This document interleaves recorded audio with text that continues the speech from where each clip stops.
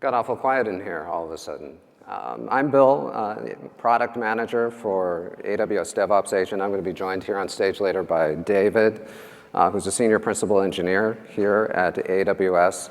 And a little bit about David before I start, before he comes on a little bit later. David's been part of the teams that have built AWS services like DynamoDB, Lambda, IoT, CloudWatch. He's also, as a senior principal engineer, and been at Amazon for nearly 20 years now, been one of the people that's really shaped the DevOps culture at Amazon and AWS. So he publishes weekly inside of AWS to all of our AWS and Amazon builders, a blog called This Week in Observability.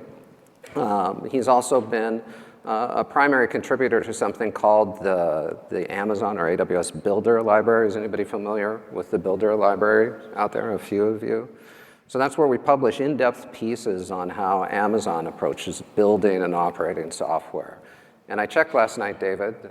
David's authored 11 of those articles. I think he's the most prolific author on that site. So I do encourage you to look at those. A lot of really interesting and helpful information there. And so I say all of that because we've been really lucky to have David be part of the team that's helped us build the AWS DevOps Agent over the past year. So his fingerprints are all over it. A lot of the culture, the DevOps culture that he's tried to infuse into the AWS and Amazon development and operations teams has been poured into the DevOps Agent itself. And so the other thing I wanted to say, I said, David's a senior principal engineer and at Amazon.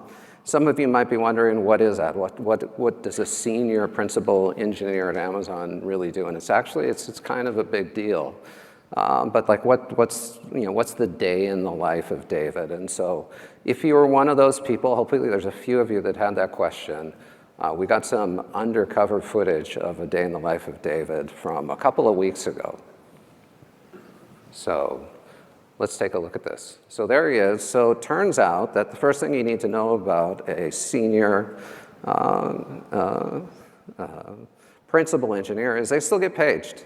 And they still have to scramble. They have to get back to their office. They have to drop everything. They have to get their laptop out, get their favorite playlist going to help them work through this troubleshooting scenario. But what's new about this case, or what's new about this week, is David has a new teammate. He has the AWS DevOps Agent to help him. So his first thing he does is he checks in, and before he got his laptop out, metrics, analytics, logs, traces, analyzed. Check for deployments that may have impacted this situation, already found. Root cause identified. It's all before David got his laptop open. So let's see what else it can do.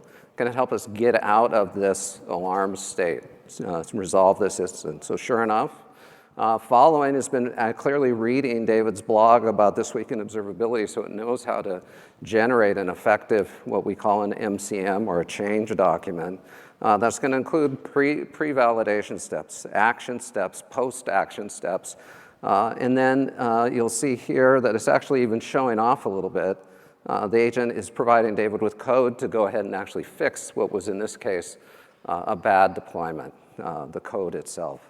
So the last thing to do here is to actually perform the rollback as instructed and fix the issue. So fingers crossed. We'll check the validation steps. The errors are going to, wait for it, go away. All right, and so we should have a happy senior principal engineer. So that's just a little bit of insight into David, but also really what the AWS DevOps Agent does. And so we launched AWS DevOps Agent in public preview yesterday. And let me ask, who here in the audience has ever been on call, carried a pager, been on the other side of that page? Is that it, really? Only about half of you? Okay. One other question, just out of my curiosity. Is anybody here actually on call right now? Okay, well, we've got a couple of dozen of you. So if you get up and run out, I won't take it personally. So what does the AWS DevOps Agent do? So it performs two fundamental tasks. So the first I just showed you helps you resolve incidents faster. It's going to analyze your metrics, analytics, logs as traces that are related to a particular incident, look for related deployments. It's going to share with you its findings. It's going to generate a root cause, and it's going to provide you with mitigation steps to resolve the issue. So all with the goal of helping you reduce MTTR. The second thing, which you didn't see in that video, is the agent is always there. It's always available. It's always sort of lurking in the background, and it's designed also to help you prevent incidents before they happen. So it does that in a couple of ways, but what it's able to do is it will periodically scan all of the incidents that have been investigated and managed by the agent. It's going to take its understanding of things like AWS best practices or well-architected best practices, its understanding of your application environment, and it's going to suggest changes to fix what it detects as maybe underlying problems that created the context for a particular set of incidents, or other opportunities it sees to improve the posture of your application. So how does it work? 4 things that I want to highlight about how the AWS DevOps Agent works. So the first is that we've designed it to operate as a member of your team. If you saw the keynote yesterday, Matt Garman talked about frontier agents, and an aspect of a frontier agent is it can work autonomously as part of your team. And so in this case, what it can do is it can respond just like an on-call engineer would respond to support tickets, pages, alarms that you configured to trigger the agent to perform an investigation of a particular incident. It can then write its findings, communicate its findings back into, say, the comment in a ServiceNow ticket. It can also, if you're using something like Slack for your team to coordinate during an incident, it'll provide, just as any other engineer would, its findings back into the Slack channel itself. We've also designed the agent to not just work with the people on your team, and I'll talk about this in a little bit more depth in a moment. We've also designed it as an agent to work with other agents that you may be deploying in your environment as well. The second characteristic of the DevOps agent that I want to share with you is we've designed it to be a telemetry expert. So we've built in integrations with not just AWS CloudWatch and telemetry that AWS provides, but with our launch partners, Dynatrace, Datadog, New Relic, and Splunk, we've given it access to the telemetry and the telemetry signals that you all have told us that you use, and you all have told us that you use other things too. And a very common thing we've heard is open source stacks with Grafana, Prometheus, something like Loki, for example. And so we give you a way to tie into those self-hosted telemetry systems, or really any other telemetry that you may have, through something that we call BYO, or bring your own MCP server. And so with that in place, what it gives the agent the ability to do is what you saw in that video, which is rapidly and quickly scan through the important or related logs, metrics, alarms, and traces that you have in your infrastructure. But because it has access, and because it's also oriented to prevent future incidents, it will provide you with recommendations on how to improve your observability posture. So that might be adding what it perceives to be missing metrics, or perhaps tuning what might be flapping alarms, those kinds of things. So the third characteristic of the AWS DevOps agent that I wanted to highlight is we've worked very hard to make it what we think of as a pipeline pro. So often it's the case that when an incident happens, it's a result of some kind of change. It might be a change to the application code. It could be a change to the infrastructure code. And so we've given it access through built-in integrations to things like GitHub and GitLab, so it can understand your deployment pipelines and the repos that sit behind those pipelines, so it can detect these changes. And again, it's got this dual personality of being able to react to incidents, but then also provide guidance on how to prevent future incidents. So in this case, may make suggestions to improve your pipelines themselves, perhaps to add tests or other things that will help you prevent incidents to begin with before they happen. Fourth characteristic, and the last one that I want to talk about, is it was important for us to be able to construct this agent so that it really knows your apps and your organization. So knowing your apps. So what it will do is it'll automatically generate what we call an application topology. You can think of it as a knowledge graph or a map of your application and your environment. What are the important entities? What are their relationships with each other? That'll help guide the agent as it's performing its tasks. The other thing that we recognize is that there's some things that are going to be unique about your organization, your practice. So you can provide those to the agent in the form of two things, what we call steering files, or you might think of them as runbooks that you can directly provide to the agents that you create. You can also give the agents access to existing runbooks that you may have, so these might be coming out of your ticketing system, or, for example, we have customers who told us they maintain the runbooks in something like Confluence. And if that's something that you want to actually see in action, I understand that the Atlassian booth at 5 o'clock, they're going to show you how to connect AWS DevOps Agent through the Atlassian MCP server into a tool that'll give the agent access to the Confluence runbooks. So having said all of that, the one thing we've also sort of acknowledged is that it's important to know that at some point there's a limit to what the agent can do. And so that's where we give you the ability to bring in an expert, a human expert. And so at any point, for example, during an investigation that the AWS DevOps Agent is in the process of completing as it's working through findings, the hypothesis generating, root cause analyses or mitigation plans. If you want to have an expert's human set of eyes, one click, you can pull an AWS support engineer into an investigation. They'll be provided with all the context up to that date. You can be chatting with not just the agent, but also an AWS support engineer to help you refine the root cause or basically maybe validate mitigation steps. So I talked about topology. I wanted to double click on that just for a second here. This is a picture of what an application topology looks like in the AWS DevOps Agent web application. What is it? So how this is created starts from the ground up. When you set up your AWS DevOps Agent, you create what's called an agent space, and within that agent space, you give it access to one or multiple cloud accounts, and we'll start discovering the resources that you've given us access to through IAM roles and their relationships with each other. The agent will then will continue to maintain that. We'll look for additional relationships. If you've given it access to a telemetry source, it'll bring in their service maps.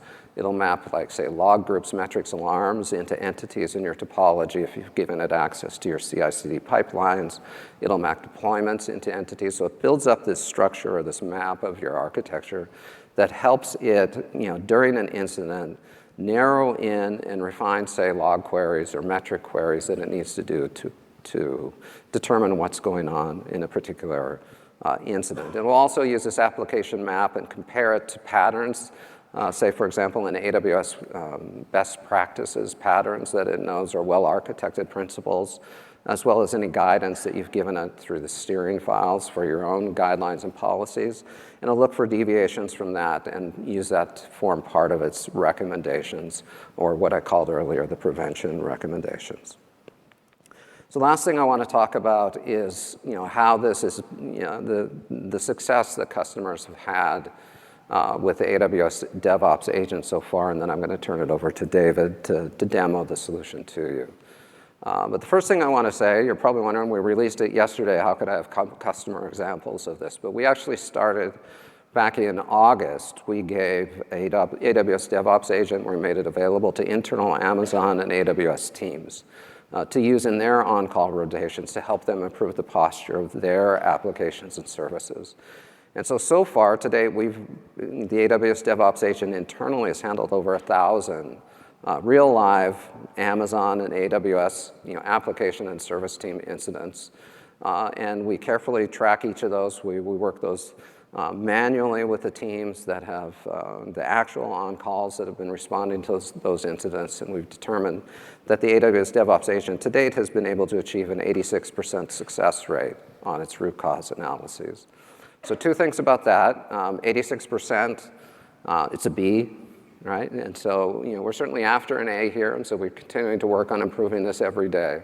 But one thing that was pointed out to me by some of our customers is that don't beat yourself up too much over that 14%, because even when the agent is getting it wrong or maybe has an incomplete RCA, it's gone down pathways, right, and shown its work in terms of the log analysis that it may have done or the metric analysis that it may have done.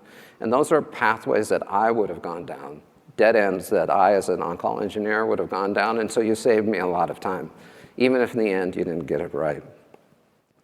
So a couple of other examples here. So we did open it up then in September to external beta customers. One of the first customers that we made it available to was the Commonwealth Bank of Australia.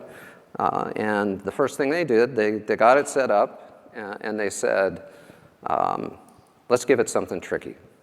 Like they said, we had a network outage a couple of days ago, or not a network outage, a network incident of some type, that took them and their team a little over 5 hours to root cause. And so what they did is they gave the AWS DevOps Agent the same context that their teams had a couple days prior and asked it to figure it out. And what came back in 15 minutes was an accurate RCA analysis. So really happy with what we're seeing, what our customers are seeing in some real-world scenarios. Last thing I wanted to point out to you all, as a result of the customer experience in the beta, as I mentioned earlier, that we're making the AWS DevOps Agent something that works with not just other people, other on-call engineers, other SREs, DevOps engineers on your team, but also with other agents. And so we worked with some of our launch partners on this, and here's an example of one of them, Dynatrace, where we targeted jointly a couple of customers. You see Clariant's, a chemical manufacturing company, Western Governors University, if you haven't heard of them, they have about 200,000 students. United Airlines, who many of you probably flew here to get here. These were joint Dynatrace and Amazon customers where we worked with them to set up AWS DevOps Agent to work in concert with Dynatrace, and particularly Dynatrace's Davis AI capabilities. And so Western Governors is a great example that I like to highlight. In less than a day, they were able to get both of these systems, these solutions, these agents up and running and working collaboratively together in their production environments to help them investigate, in this particular case, real-world incidents. So that's the introduction. It's time now to turn it over to David, who's going to walk you through in detail what the agent, the AWS DevOps Agent, can do.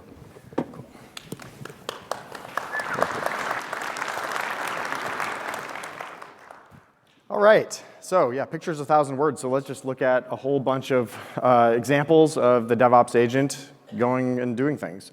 So I'll actually show you 4 different demos. We'll start with another kind of slow motion version of that fast motion video where I had started with a pager, which I still have.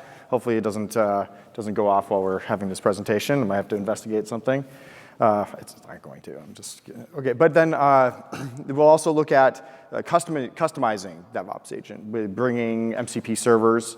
I'll show you how you can steer it and nudge it in a direction or ask questions of it with chat. And then I'll show that future issue prevention where it scans past incidents to look for patterns of things that you can improve long-term to prevent future issues. Okay, first demo time. Now throughout, we're going to look through a set of services that I built that work together called Robots as a Service service. You can imagine this is a set of web services that talk to each other that make it so you can control robots like in the world. Like you can send them commands, schedule them to do things, see where they are, and whatnot. I actually created this. It's a set of microservices like a gateway service, the bot service that talks to a schedule service, that talks to an action service to go and use AWS IoT to send commands to the robots, and then a forge service that you would use for provisioning. This is simple, but it's also, each of these are internally complex. There are a lot of different things, security groups, load balancers, auto-scaling groups, ACLs, all kinds of stuff that actually make up these things, IAM roles. So lots of things that could potentially go wrong. So let's talk more action. Let's get into it. So let's start by implementing a bug and pushing it to production. Here I'm in Kiro. I have this caching logic in the Forge service, and I'm going to say let's add a timestamp field to the cache records, because maybe I need to measure how effective my cache is, how long things are cached for. Harmless change, we're just adding data. It's not going to cause any problems. So let's just push that. Fantastic. And in the distance, alarms. So things break. So in this case, I'm using Dynatrace for my kind of application level monitoring and alerting. And sure enough, goes and it detects the problem automatically. It's pretty nice. These Davis alarms, I didn't have to set anything up. Sees the failure rate increase, and sure enough, yeah, problems, bot service is seeing errors. I can see overall that there are problems kind of throughout the stack. All the services are kind of lighting up with bad failure rates, so not good. So in the meantime, Dynatrace has called a webhook that sent this notification to the AWS DevOps Agent. So before I didn't necessarily even need to show up here and look at it, it already kicked off an investigation. In this case, this is the operator app within the AWS DevOps Agent. So I go here and I see all my ongoing and past investigations. Let's go ahead and look at this one to see kind of the details. So here we can see, you don't need to use the chat for right now. We'll come back to that. So here we see the issue. This is what Dynatrace Davis sent the AWS DevOps Agent. You can see the details of the problem, where the problem is, an extremely precise timestamp of when the problem occurred there.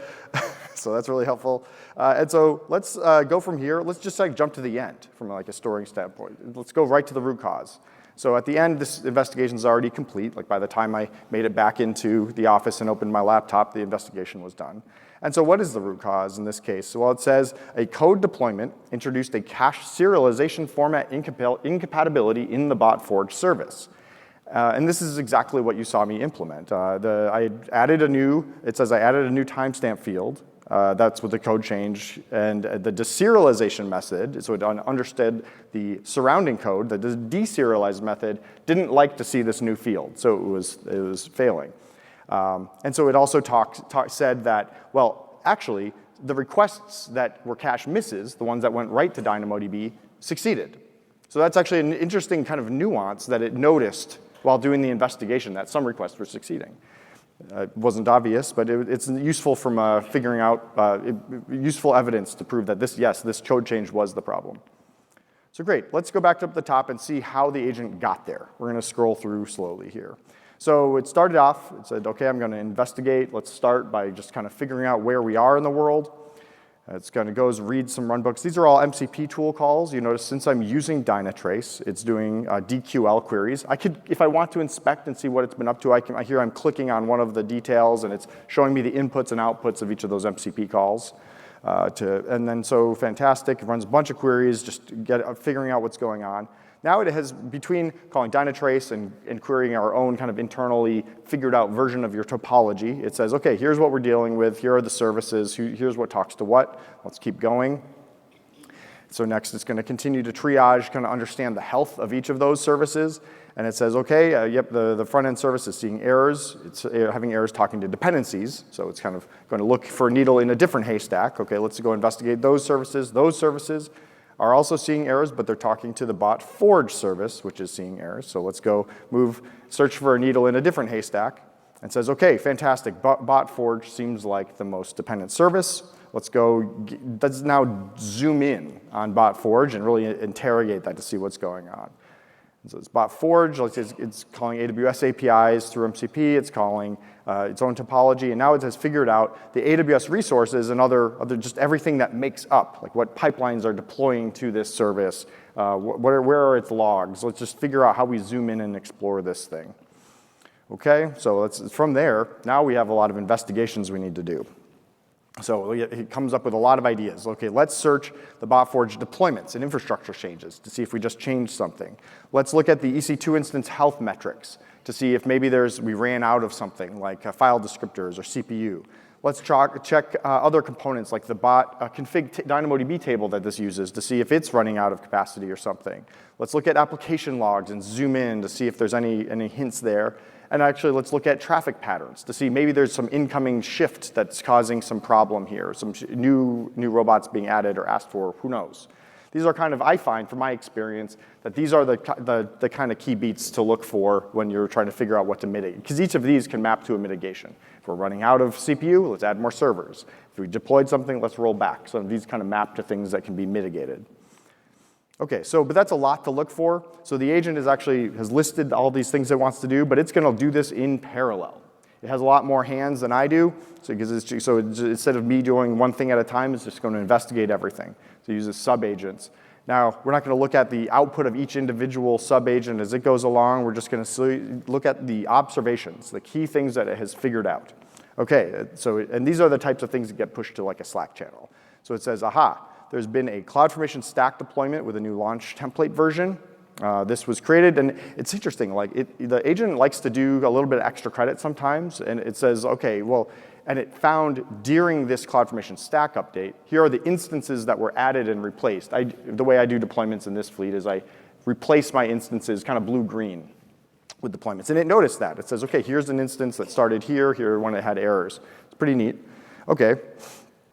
What else does it notice observation-wise? It actually is looking at a lot of things and giving me the evidence that it has ruled things out. This is what Bill was talking about. It's useful that it kind of also tells you what it looked at that it thinks is not important. And it's actually kind of interestingly clever about that. For example, it noticed here below, it just found that there's a CPU spike on one of the instances, which is suspicious and correlates in time, but irrelevant because this is an instance that just started up. So of course, it's going to use a lot of CPU as it does whatever installation of software and everything. So it's nice. It's just, okay, we saw this, we're going to ignore it. Okay, so this is just all of the evidence that it found. It also found, looking at log files, wherever the log files were, it found them and noticed some stack traces. This is where it starts to get some hints of the root cause of this. Here's the line of code according to the logs that seems to be having some problems. Okay, some more observations. It's pushing these to Slack and stuff. What else happened here? It's found rolling instance replacement. So it sees, yeah, these are the instances that started up and were shut down. It also noticed, this is where it observed that from the logs that the requests that were cache misses succeeded. So that's just really interesting details as, aha, there is definitely something wrong with the cache interaction here. Okay, and then sure enough, here's the code deployment. It is connected to my GitHub Actions that I'm using to actually drive the code changes, not just the CloudFormation part of the infrastructure change. And this is where it really kind of did this fusion of, okay, based on what I know about the logs and based on the code that changed, here's what I think is starting to really happen. So great, all the sub-agents are done. And it's going to come up with just kind of pull all that data together and come to the right conclusions from that, and then we're back at the root cause, which is what we talked about before. So great, I figured it out. Now there's actually, if I were to really just jump to this from Slack, the first thing I would look at if the investigation is done is the root cause. This is where it's just formatted a little bit nicer. I don't have to scroll through like a ton of raw findings and things like that. So it just says, here's the impact, there's a failure rate increase. It then talks about, here's that same root cause text that I showed you before. Here's the root cause there. We already saw this. It's that kind of the cache serialization issue. And then it shows the kind of key observations below it. The observations, these are the key findings that kind of prove that this root cause, there could be multiple root causes. In this case, it's just one. It says, okay, yep, there's that evidence about the failure rate of the cache hits versus cache misses. It talks about the code that was changed, and it talks about the CloudFormation stack update that was part of the code change that actually made it into production. Great. So there's that root cause. Okay, but root cause is great, but we need to fix the problem. So here's where we can generate a mitigation plan. We ask it to, okay, like what should we do? In this case, it's going to be pretty simple because it's a bad deployment. So what do you do when there's a bad deployment? Well, you roll it back. So it's just roll back. But I hadn't actually, until I was using this, doing this demo, I didn't really know about, I hadn't used GitHub Actions before. So this is teaching me for the first time how to do a rollback. Now, it breaks things down into how I change. Whenever you're going to do anything in production, you want to do things very carefully. You want to prepare, make sure you have everything in order first, pre-validate, make sure the system hasn't changed in the meantime. When you kind of have this first idea about what to do, you need to prepare and make sure, did somebody else on my team roll back already? Did we learn something new in the last 5 minutes? So you just do all those careful preparation. Then apply. This is where I didn't really know how to do GitHub Actions rollbacks before. This taught me, and it showed me what to expect. Then after you do that, it says here's some commands you can run if you want to make sure that the change is rolling back and that you're seeing the recovery you expect. And of course, if that goes wrong, then you want to be prepared ahead of time to undo the thing that you just did. So in this case, rolling back the rollback. So put the potentially bad code back in place and then figure out what to do from there, which will be a real exciting journey.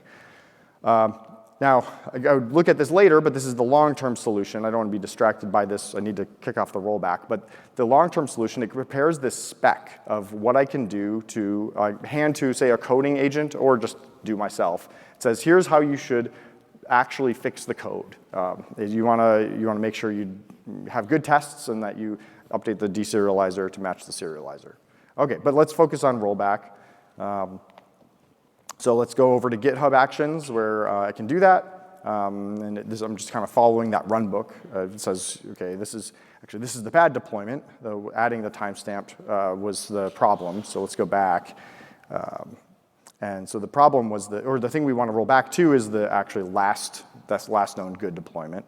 So click on that and rerun all jobs. So there's nothing special in the agent that knows about GitHub Actions. It just kind of knows that because it's an LLM, frankly. And so it's just it teaches me how to use GitHub Actions to do the rollback. And this is just one example of a thing that it would figure out.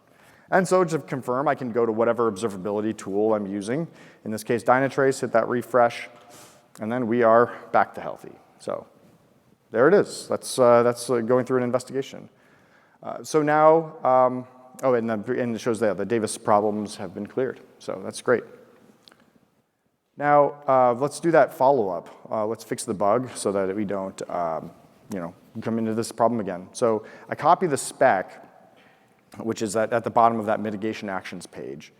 And then I like to use Kiro for using its spec-driven development. It does kind of production changes pretty well while keeping the fun of vibe coding. And so I paste that in. Kiro is going to generate its own specification, OK, here are the full requirements. I'm going to go spend some time understanding your code. Maybe it's like code I didn't have to author with Kiro. It'll just learn about your code base, come up with a plan. I'll read the detailed requirements that say how I should make the change, come up with a design, and I can review the design. I'm not showing you all this, and then come up with a timeline, a task list of things that it's going to do one thing at a time. And I can say, OK, implement it. I actually used Kiro to implement a lot of the things here, so it works really well for this. And then it also generates really nice tests because you have that specification that says the requirements of things that you want to make sure you have. Kiro generates property-based tests to make sure it's not just kind of no-op unit tests. It does very thorough tests because it understands the behavior that you want to have through the specification, so it can actually generate really nice tests. So that's the end-to-end fix on a typical incident for me, is you react to it, you mitigate it, and then you solve the root cause. So the flow of this, so why didn't we build this before? Like, why didn't we just build DevOps Agent like a decade ago? It's because DevOps is messy. It's a mix of so many different tools and systems together that were never really designed to interface with each other. Like, sure, they all have APIs. Like, when APIs, web services became a thing, like, you can make anything talk to anything by coding the integration. But there are just so many. It's like end to end. Like, there's so many combinations of tools that you might use together for deployment, observability, logs, metrics, traces. Who knows? And so the key unlock for why we can do this now is thanks to LLMs and MCP and that kind of thing. So you saw the bad code change, in this case, flow through GitHub, CloudFormation, the EC2 service, uses Dynatrace, uses CloudWatch, Slack to talk to me, ServiceNow to page me, all these things that all need to play together. And so I'm sure you can kind of map. You might use some of these tools. You might use a different set of tool for a different type of thing. So that's the flexibility is key. OK, so how did it actually do this? Like, under the hood, what's going on? Well, the objective of incident management is to find some hidden gem, the root cause. You've got to find something that you can do something about. So the agent gets just kind of plopped into a desert. It says, hey, go find that hidden gem, with really no instruction. It doesn't need any instruction at the beginning. So this is where it starts by building that topology. It needs to understand what you have in your system. Like, what is the universe that I might need to look at? I don't even know where in the desert to look. So, OK, let's understand your system. It learns, how do I find metrics and how do I find logs about each of these things? How do I find out how you're deploying? So it surveys the landscape. And then it needs to understand the links between. And so this topology is the connectivity between different resources, different systems.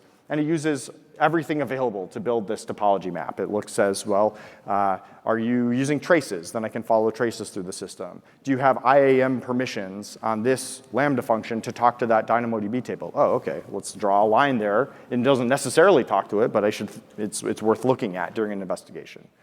And then it learns how to drill down. It says, OK, do I know how to zoom in on this service and break it down and see it, look at all the host metrics and everything, all the little things. So that's ultimately what it's doing behind the scenes as pictured here. OK, let's look. So what we saw an investigation happen. It interfaced with a ton of different tools. It provided all of its evidence, maybe more than you needed, and it gave safe mitigation steps really thoughtfully because you're about to mitigate something by doing a production change kind of on the fly. So you need to be ready for that and review that and break it down. So that's that. OK, demo 2. MCP servers. Bring your own MCP server and customization. Like I said, you probably use some combination of these types of tools or totally different tools. Let's do another investigation where instead of sending our traces to Dynatrace and logs and metrics to CloudWatch, let's say you have your own log store. So let's say you have a log store, maybe it's in S3 or something, and then you send your traces to CloudWatch, whatever. Let's mix it up, use different observability tools. Well, how would the agent know it doesn't know about your bespoke logging system, so how would it do that? Well, the answer is to just add pop up an MCP server and then configure the agent to use it. I did this in like 20 minutes I actually implemented this, and you'll see it. I'm using Amazon Bedrock Agent Core MCP Gateway. I just stood up a gateway, talks to a Lambda function, and queries my S3 logs. Used Kiro specs to generate it, and it was done. Maybe, say 40 minutes, just end to end. OK, great. So here's another failure. Let's cause another problem. So here I am, same Botforge service setup. Let me just log into one of these instances. I'm going to SSH into one of them. Maybe I'm like troubleshooting some latency issue. I don't know. Let's say, I'm going to pick on the cache again. Let's say I'm seeing something weird with the cache. Let's just go into the cache and clear the files. Like I think that might fix the problem. Let's just remove the cache. Maybe that's a good idea. I don't know. And again, maybe not a good idea. It depends on how it works. So it wasn't a good idea. And so here we have the investigation that triggered off of a CloudWatch alarm. So in this case, it was triggering off a CloudWatch alarm on a load balancer. So now the tools are different. The flow is the same, but the tools are different. It's looking at X-ray. It's looking at CloudWatch metrics. It's using the topology again. That's similar. And it says, OK, yeah, we have a load balancer showing errors. Let's dig in from here and figure out where to do that investigation. Goes in, looks at stuff. OK, now it found quickly that the SQLite cache table is missing, causing HTTP 500 errors. It just figured that out. How did it figure it out? Well, it saw it in the S3 application logs. This is that random MCP server that didn't exist until 40 minutes before this that I configured, and it just knew how to talk to it to query logs. Pretty great, and use it contextually in the investigation. For this service, I know how to get to its logs. So it's great. And it figured it out. More just investigation. It's coming to observations, the same idea. It just investigates and figures out what's going on. More metrics. All sub-agents are done. So let's synthesize the findings. Great. It actually noticed, I was busted, manual SSM session on Botforge instance caused SQLite database corruption. D. Yanichuk, who's that? Started an SSM session and maybe messed with some stuff. And so sure enough, it found through CloudTrail that I had logged into the host before, and it's like, oh, that's suspicious, because that's the same host that it saw from the logs that had the errors about the cache. So great. Again, I'm just showing. The interesting thing that I'm showing here is that how similar the investigation is to the past investigation. It just happens to be using different tools. It's still successful. It's just using this custom bespoke MCP server that I made. If you have your own system, you can also plug that in. And so here it is with the root cause, manual SSM session, maybe messed up the SQLite cache. So let's see what it comes up with. The earlier mitigation plan was simple. It was just a rollback. This is a little bit more exotic of a scenario. What does it figure out? It says, well, what you should do is it's happening on one instance. You should just replace it. And that's absolutely what I would do in this incident. I would just first just get the bad thing out and then quickly follow up with more, figure out, make sure we understand why. And we actually do have the evidence as to why. It's because I logged into it. So similar thing, prepare. Let's make sure that the auto-scaling group, that we have all of the right ARNs figured out, and make sure these are the right things we should be messing with. Pre-validate, make sure that more instances haven't come up bad. Make sure that the healthy instance is still there and healthy. Maybe the situation has changed. And then apply. It also gives conveniently, it gives the right, this is how I would terminate the instance, with auto-scaling command instead of an EC2 command. Okay, just because this does the graceful shutdown. Okay, fine. A little nuance, but still useful. And then post-validate, make sure that you have a healthy fleet. And then, and if rollback steps, I guess, are just to try to put the fleet back together in a good way. Great. So that's about that. So what did we see? We saw bringing a random MCP server that can do some part of your ops, whether it's how you do deployments, if you have your own deployment system, if you have your own knowledge base that you want to wire in, if you have your own observability tool for something, if you have business metrics, maybe you measure customer impact using your own tool, I don't know. Whatever it is, just bring it in an MCP server. Using Agent Core Gateway, I find it to be really easy to do that securely. This agent is the only thing that has permission to talk to that MCP server, so it's not like it's just open. It's great. And this particular root cause was interesting. It was a gray failure that we did, and so it was great. Now let's see how you can interact with investigations and with the DevOps agent outside of passively watching what it's up to. So you can ask questions about investigations. That's one thing you can do, is to say, let's say I had some investigation, and okay, say, what is the start time?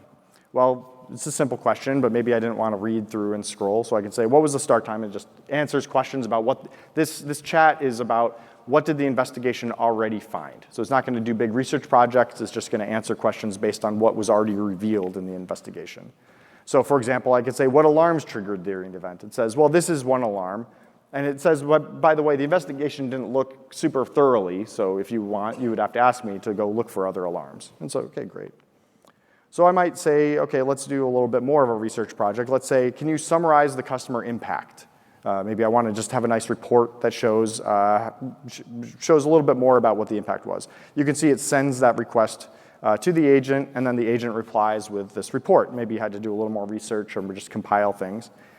And you can see, it's a nice report. It says, here are the services, each of their failure rates that happened during the incident, and just a bunch more details about the duration, the timeline, customer-facing impact. It describes things in terms of what it understands my functionality is. Okay, and now if I want to ask a deeper question to say, okay, but how many robots, this is the bot service, robot service, how many robots were impacted during this? Maybe I could later on figure out which robots. Okay, how many robots were impacted? So it's going to have to do more queries. It didn't query that during the investigation, so it's going to take a little bit of time to go and do a bunch of queries. You can see it doing more DQL queries to Dynatrace, because spans are the part that are really rich with this information, the labels of this is the robot that I was working on, and this is the status code and stuff. Spans are really rich with that information. So it queries the spans. And then and logs. It's kind of, again, just figuring out what it needs to pull to answer my question of which robots were impacted. And then it answers. It's okay, we found 91 unique robots that had, and here's the way in which they were impacted. They saw 500s. They were impacted on certain operations. It's kind of breaking that down by API. All great, because this was all in the span data. I don't know how it figured it out, but I just happened to know. And then, yeah, it just gives a nice overall summary. This isn't something it was specially coded to do. I just thought it would be a nice thing to show off. Well, what should I ask it? Let's ask it customer impact, because it's something that I often do during an incident. I want to see kind of what my customers saw when there was a problem. It's really an important question in the moment and then later. Okay, you can also, when an investigation is going on, you can nudge it. You can steer it to say, hey, I think you should actually go look at this. Because you might not just be sitting there. If you do open your laptop before the investigation is done, you might want to go look at things and be active in this. So when you're looking at things, you might share things you found, or if you see it get off track, you might want to put it back on track. Here's a real example of it getting off track. When preparing this demo for all of you, I noticed I was doing an investigation, but I was breaking things like every 30 minutes, letting it recover for a short time and breaking something again. And so it was confused. It was like, oh, there are all these different things happening at the same time. And so I said, can you show me the incident timeline? And it said, okay, well, at 1800, and then 1900, this thing happened. And then at 2100, this thing happened. And then like the 2200, it's finding all these different things that I had broken. I don't remember what I had prompted. The next day, this other thing happened. I'm like, okay, like agent, like, can you relax and just look at? I said, can you look at the most recent impact only? I said, yeah. These deployments are way too spread out. Can you ask the investigation to focus on the most recent impact to see what might have triggered that? I think for this prompt initially for this investigation, I didn't actually ask it about a specific alarm timestamp or something. I don't know. So that's why it kind of got a little creative and said, great, okay, I'm going to, and it actually like improved my prompts to the agent too. It said, actually, let's get this timestamp. I didn't paste that timestamp. It figured out the start point in the chat, and then it pasted that to the agent to have it look at the most recent wave. So pretty nice way of steering investigations through chat. I can also just kind of learn about my environment. I don't have to ask about a specific, maybe operational issue. We have it really tuned to ask about, like, explain an alarm, explain like why there's a problem right now. But you can actually ask it really whatever you feel like. For example, sometimes I might start an investigation. You can tell it what alarm to look at here. But I can say, maybe don't investigate anything. I just want to ask you some questions. Great. And let's start an investigation about TBD. And so the agent responds with, okay, I will just, I'll help you. Let me know what you want to do. So I might ask, can you investigate to see what EC2 instances I had a few minutes ago? And this is a real thing I was doing when preparing for this. I just thought, what would be a neat thing to ask and show all of you? I didn't really realize it was going to be kind of neat. So it said, okay, I'm going to describe instances, look at the topology, figure it out. It spent a little bit of time, and it said, well, here's a summary. And it said, you have 54 terminated instances in the last 30 minutes, and I didn't know this was going on. It said, you have instance churn happening in your auto-scaling group. Instances are coming up and getting shut down right away. It's like, ooh, whoops, okay. So I didn't actually realize, it was kind of actually a kind of fun question. But so it didn't just literally answer my question, it did, but then it also got a little bit of that extra credit. And it said, well, this is funny, maybe you want to know why. So it has that nice, helpful curiosity to help me, oh yeah, okay, this is a problem, I need to go fix that. So from customers who have been using this so far, they've also said just in different things, whether they're glancing at that noisy topology map or they're looking at anything during an investigation or asking these questions, we keep hearing that people always learn a little bit, something that they didn't realize they would learn that is interesting and relevant in some other way. So it's interesting that it does that little extra looking around corners for you. There's so much telemetry data out there, so much going on in logs, but you don't have time to go look at everything all the time, but the agent does.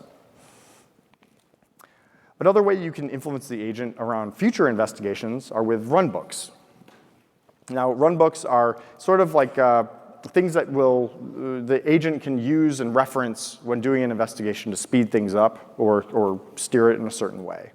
They're kind of like, today we released in Kiro this thing called Kiro Powers. Kiro Powers are when you're using the Kiro IDE. They're a kind of combination of MCP servers and steering files and hooks and things that just like in a nice packaged format that help the agent specialize in a certain tool that it might not just, your agents are generally good, but like broadly good, but to specialize in something, it's nice to package all of that up. And so this is the same idea. It's runbooks, just little pieces of guidance that are just loaded on demand whenever the agent wants to look at it. Let's look at some. You can add one, or let's look at a couple that I find are useful. So I decided to write one for this that kind of just helps the agent speed up, maybe shave off a minute of an investigation. Actually, I think I disabled the runbook, and I don't think it was helping. But it doesn't matter. I'm just for demonstration purposes. I kind of gave it an overview and said, okay, here's where I'm storing all of my stuff. I was using logs in an MCP server. I'm doing code deployments maybe through GitHub Actions in this case. just to kind of give it a little bit of a head start on figuring it out. It'll wander around and figure out what I have, but this kind of, I just feel like sometimes it helps ground it. So that's one kind of runbook you could write, just nudge it in the right direction. I gave it a little bit of a runbook for that bespoke MCP server for logs that I've been talking about. I found that the agent, it was using the MCP server okay, but it kept querying for the current minute of logs, like the right now, like if it's like 2 o'clock, it was looking for logs from 2 o'clock. And I said, oh, actually, I only push my logs like with a 2-minute delay. So only look for logs 2 minutes ago. And all that does is save a little bit of a back and forth. It figures it out, but it's still, I just give it a little bit more information about how to use the tool. Often that information is in the MCP tool documentation, but whatever, it doesn't matter where you put it. I also said, oh yeah, a good logging service like CloudWatch logs will just package up stack traces and everything into the same line. In my case, my MCP server let you grep for errors, but it didn't return any data after that line that it grepped and found. So I said, hey, don't forget to ask for extra lines after so that you can actually see the stack trace. So I just gave it some tips. The details aren't super important. This is just how you can give the agent a little bit of hint. If you see in the details, like, why didn't it get to this thing fast enough? Oh, let me help it next time. So great. You can use runbooks and to influence future investigations. You can learn about your environment and chat. And you can, you can actually just learn about your environment by just talking with it. Okay, let's now talk about preventing future incidents, which sounds impossible, but it is. So one thing that DevOps Agent does is prevention. If you go to the top of the Ops console, there's a prevention of the operator app. There's a prevention tab. And what this does is just in the background, there's no real hurry, but in the background, it's looking at your past incidents to look for patterns of like what seems to be going wrong that I can recommend you change that could prevent this class of issue from happening again. So in this case, I had been injecting a bunch of failures into this environment, and it looked at the last, in this case, 19, and gave some recommendations. The recommendations are categorized. They're like governance things, infrastructure recommendations, observability. Notice it has no observability recommendations. I used to work on CloudWatch, so I'm pretty good at that. So I guess I passed the test for observability. Great. So let's look at some examples of what it did find. Just a bunch of stuff. I found some health check stuff I should do. Let's just explore a few of these. One is configure the min instances in service. They found some auto-scaling setting that I had screwed up at one point in time. It said, hey, there was this change you made where you configured your auto-scaling group in a dangerous way. It didn't immediately cause a problem, but you made it so in certain cases it could replace all of your instances at the same time.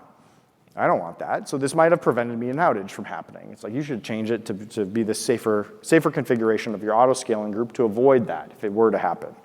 That way it would keep instances in service all the time. Okay, that's great. I could avoid an outage with that. I'll take that. And it gives some details on what I should do and how to make that change and where and that kind of thing. Where to look in your, it knows about the CDK stack, and here's where you should change it. And I could paste this and give that to Kiro or some coding agent.